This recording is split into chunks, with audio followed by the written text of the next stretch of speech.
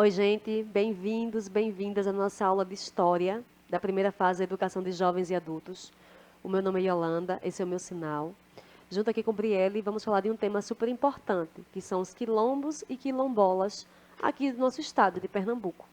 Se fosse falar do Brasil, tinha muito mais, mas aqui no Pernambuco a gente tem muito e muito. Então, falar desse movimento é um movimento de resistência cultural, de resistência contra a escravização. É falar de uma população em que muitas vezes essa história tem uma tentativa de apagamento, mas a gente tem esse objetivo de falar cada vez mais, tá, pessoal? Vejam, nossa aula ela é bem curta, como vocês sabem, então a gente vai ver e podemos aprofundar melhor nas aulas seguintes. Mas o objetivo é justamente trazer de que houve muita resistência dessas pessoas negras e pretas aqui no nosso país. Que a história muitas vezes ela é contada até de uma forma romantizada, de uma forma romântica. E não é verdade de que tanto as pessoas pretas e negras como as pessoas indígenas aceitaram a colonização europeia, tá? Então, falar dessas pessoas é falar cada vez mais de resistência contra esse sistema opressor. E a gente está aqui para debater mais a respeito dele. Então, começamos a nossa aula com a frase do Nelson Mandela, que foi presidente da África do Sul, Prêmio Nobel da Paz, e ele diz que só os homens livres podem negociar. Sua liberdade e a minha não podem ser separadas. Então, falar a respeito da vida humana é falar dessa liberdade. E essa liberdade foi negada durante séculos para essas pessoas que foram sequestradas do seu país e vieram em condições mínimas. Muito pior, não vou nem dizer condições assim como com animais, que animais também não deveriam ser tratados daquela forma, né? Mas de que essas pessoas foram sequestradas e trazidas para trabalharem como máquinas, né, em outros países. Assim como as pessoas indígenas, que, como eu já trouxe em aulas anteriores, se você quiser se aprofundar ou tiver qualquer dúvida, basta entrar aqui no nosso canal do YouTube e vão ver as aulas passadas, que a gente fala também da resistência indígena, né? É falar a respeito de que, enquanto tem essa vida humana, há esse desejo pela liberdade.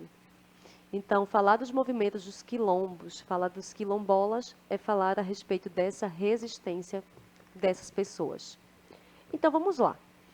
Bem rapidamente, o que é um quilombo? Tá? Vejam aí essa gravura. Essa gravura é de Rugendas e fala de um quilombo urbano. Porque quando se pensa em quilombo, muitas vezes se pensa no quilombo apenas em áreas rurais. Mas nas cidades, como aqui na nossa cidade, no Recife, tiveram muitos e muitos quilombos, gente, que é uma forma de resistência a essa escravização. Já os quilombolas são descendentes desses africanos escravizados, sequestrados, que mantêm tradições culturais, de subsistência e religiosas ao longo dos séculos. Aproximem esse celular, vocês vão ver aí esse QR Code, já que nossa aula é um pouco mais rápida, né? E está uma matéria jornalística bem recente, aqui de 2020, falando a respeito dessa resistência de quilombos aqui na nossa cidade, tá? Então, só aqui em Pernambuco, tem 130 quilombos atualmente e 10 estão em processos de reconhecimento. Então, a gente tem muitos e muitos, viu, gente? Mal é falado nas escolas, mas se tem muitos. Essa obra de arte aí, ela é do século XIX e vai mostrando o quilombo do Catucá, que ficou na região urbana entre Recife e Olinda. Então, muitas e muitas pessoas procuravam refúgio, procuravam liberdade em locais como esses quilombos. Falar de quilombos, já que a gente está falando de história, e a história ela se faz no dia a dia, a história ela não só é dos livros didáticos. Nesse momento estamos falando de história. Então, é falar das políticas afirmativas. A gente já vem falando em política, né, ao longo de nossas aulas, e esse ano tem algo bem especial, de que a gente poder ter esse direito de escolher quem nos representa. Então, pense em direito, viu, pelo amor de Deus. Então, as políticas afirmativas, por exemplo, é justamente fruto da luta de várias pessoas de falar dessa desigualdade social que existe tanto no Brasil. Essas políticas afirmativas, elas são várias. E uma muito, muito conhecida é a política de cotas. Claro que falar de políticas afirmativas é só falar que está sendo cumprida a nossa Constituição, tá, gente? A nossa lei maior, que é a Constituição Federal, ela já vem falando a respeito disso, dessa igualdade de pessoas, independente da cor da sua pele. Então, não é nenhum favor, mas sim colocar a lei em prática, tá? A gente pode continuar falando mais a respeito das políticas afirmativas, já que o nosso tempo está um pouco mais curto. Vamos lá. Um ponto bem importante é dessa proteção aos quilombos, que também é a nossa lei federal, viu, pessoal?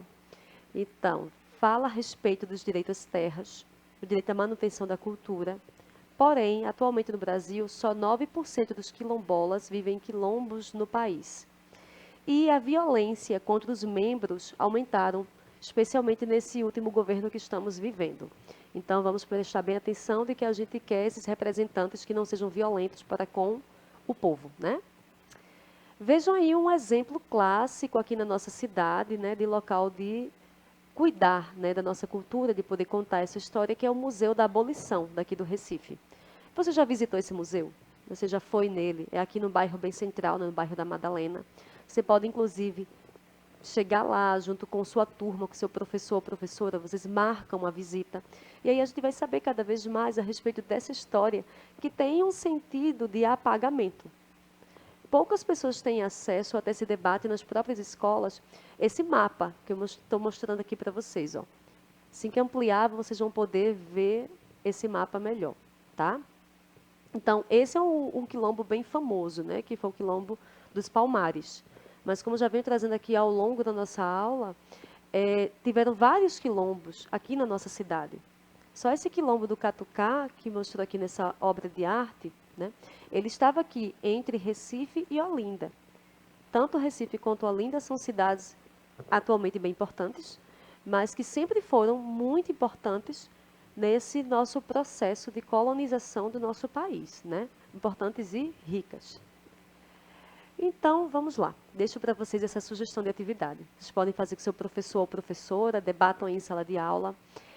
Você conhece o Museu da Abolição? Caso você não conheça, não tenha tido a oportunidade de ir lá, você pode entrar no site com auxílio, né, do seu professor ou professora e discutem o que vocês acharam mais interessante nesse museu. Mas recomendo fortemente que você vá visitar, inclusive você, enquanto estudante da rede, não paga a entrada no museu, não só nesse, como em tantos outros da cidade. Então, vamos visitar cada vez mais os museus da nossa cidade, porque eles são locais importantes de poder guardar e contar a nossa história. Então é isso, gente. Um abraço, até a nossa próxima aula.